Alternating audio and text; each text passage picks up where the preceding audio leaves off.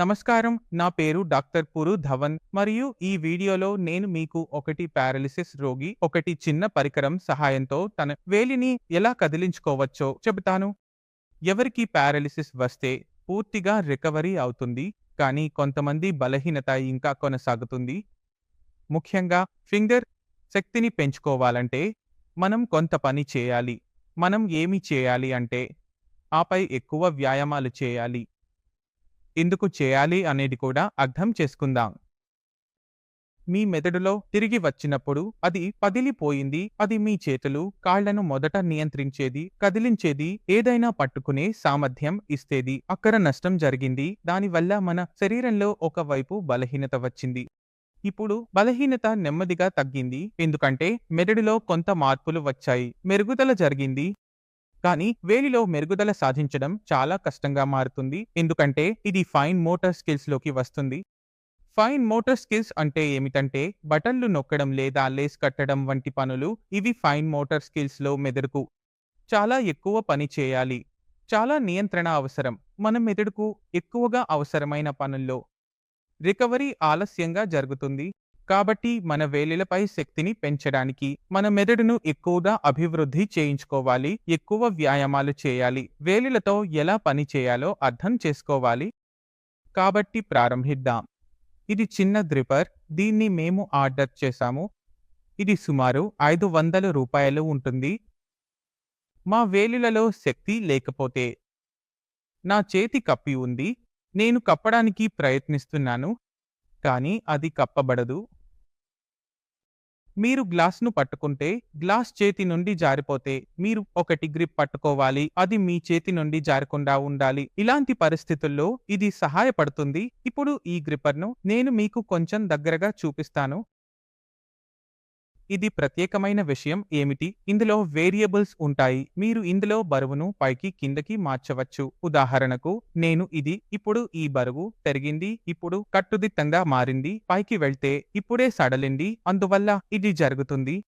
అందువల్ల ఇది మనకు సహాయం చేస్తుంది. ఇది ఏమిటంటే ఏ గ్రిప్పర్ స్ట్రెంగ్త్ అయినా అది లైట్, ఇది మీడియం, ఇది హార్డ్. మనం ఒకటి ఫ్లెక్సిబుల్ గ్రిప్పర్ను ప్రారంభించినప్పుడు మన మెరుగుదల ప్రకారం మనం దీన్ని మార్చుకోవచ్చు. అందువల్ల ఇప్పుడే నేను లేటెస్ట్ పై సెట్ చేసుకున్నాను. పూర్తిగా టెస్ట్లో ఉంది కాబట్టి చాలా సులభంగా జరుగుతోంది. కాబట్టి మీరు ఎప్పుడూ తేలికగా ప్రారంభించాలి. మీరు చేయగలిగితే ప్రయత్నించాలి. ఈ రెండు పీసులను టచ్ చేయగలిగితే ఇక్కడ మనం ఏమి చేయాలి అంటే ఒకటి పాయింట్ కిందకు వెళ్ళాలి.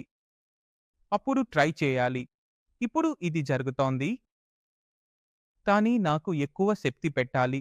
కాబట్టి మీరు ఈ విధంగా జడ్జ్ చేస్తూ ఉండాలి. నేను ఎక్కడ వరకు వ్యాయామం చేయాలో. ఇది జరగకపోతే మీరు ఎప్పటి వరకు నిలబడతారు. ఈ టచ్ చేయడం ప్రారంభ పాయింట్ కిందకు పెంచాలి. ఇప్పుడు మేము దీన్ని మళ్ళీ ప్రయత్నిస్తాము. ఇప్పుడే నాకు కూడా టచ్ చేయడం కష్టం. మీరు మీ చేతిని పూర్తిగా చూడగలుగుతున్నారా? ఇది టచ్ కావడం లేదు.